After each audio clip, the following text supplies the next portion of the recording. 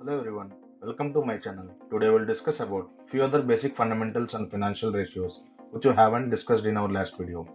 If you haven't seen my last part 2 video, I have mentioned the video link in the description below. Without any delay, let's get started. Cash cycle. It's an effective measure that shows the amount of time it takes for a company to convert its investments in raw material to cash. The lower this value, the better the performance of the company. If the cash cycle is negative, this means it's very good, and this is a good sign for investment checklist. If we take the example of ITC, cash cycle is 12.45 days, which is good only. If we take Hindustan Unilever Limited, it's minus 56 days, which is very good. You might be thinking why I am saying negative value as good. I will explain you the reason. Here, when HUL buy raw material, it pays them later point of time, and inventory seller will also wait because HUL is a very big customer for him. But when HUL sells the products, they get the money in advance. And also, see, cash conversion cycle does not apply to companies that does not have needs for inventory or raw material management. Software companies that offer computer programs through licensing does not require cash conversion cycle. For a better explanation, I have taken two companies, Amazon and Flipkart, which are not listed companies in Indian stock market who can have negative cash conversion cycles. Online retailers like Amazon and Flipkart receive funds in their account for sales of goods that actually belong to and are served by third party sellers who use the online platform. However, these companies don't pay the sellers immediately after the sale but may follow a monthly or threshold based payment cycle. In this way, they always have extra money in their hand. Dividend yield. It's a financial ratio that tells you the percentage of a company's share price that it pays out in the form of dividends each year. For example, company A stock is trading at 20 rupees with the annual dividend of 1 rupees per share, and company B stock is trading at 40 rupees per share, also pays an annual dividend of 1 rupees per share.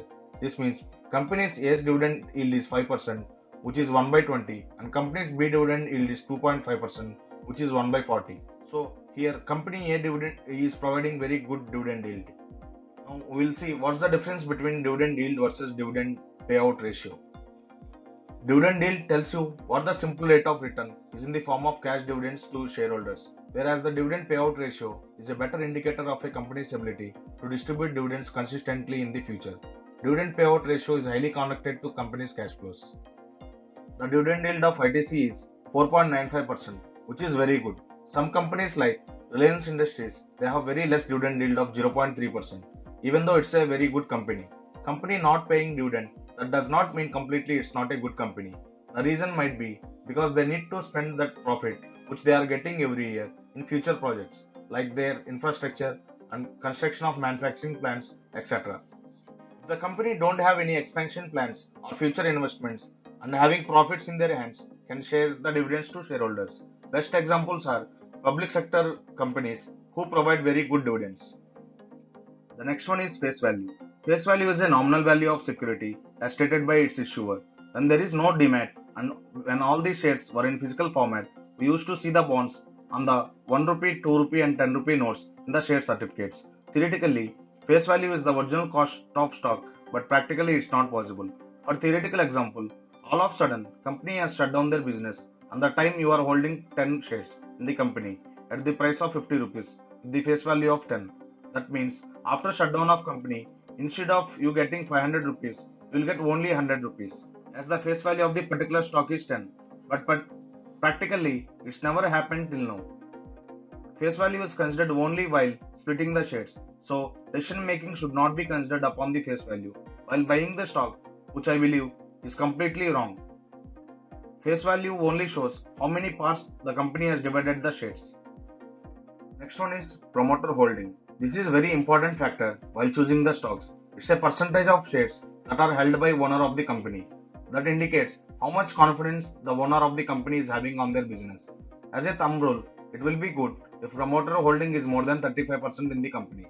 There are some exceptions like an ITC company, who is professionally managed company as so many companies formed it together.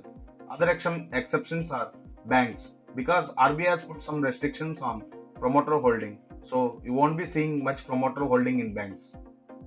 As we cannot take ITC as an perfect example, Here, I come up with the example of Apple India, which is a digital marketing company. Promoters of Apple India is 59%, which is very good. DIS and FIS holding is also a very good sign.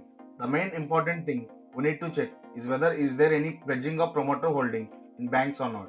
Pledging is not a good sign for investment checklist. Now coming to profit after tax margin. We can also call it as PAT margin. It's a financial performance ratio calculated by dividing net income by net sales. A company's after tax profit margin is significant because it shows how well a company controls its cost. The after tax profit margin is the same as the net profit margin. The higher the value of PAT margin ratio, the better the company growth is. In our example, ITC has a PAT margin of 28.65, whereas the PAT margin of HUL is 18%. So here it's a good sign for investment checklist. This is all for now. So these are the remaining basic fundamentals and ratios which we are going to discuss in next and last video part of the basic fundamental and financial ratios of stock market modules. Thank you all. If you like the content in this video, please do subscribe to my channel Iconic Adda and share it with your friends. Thank you very much.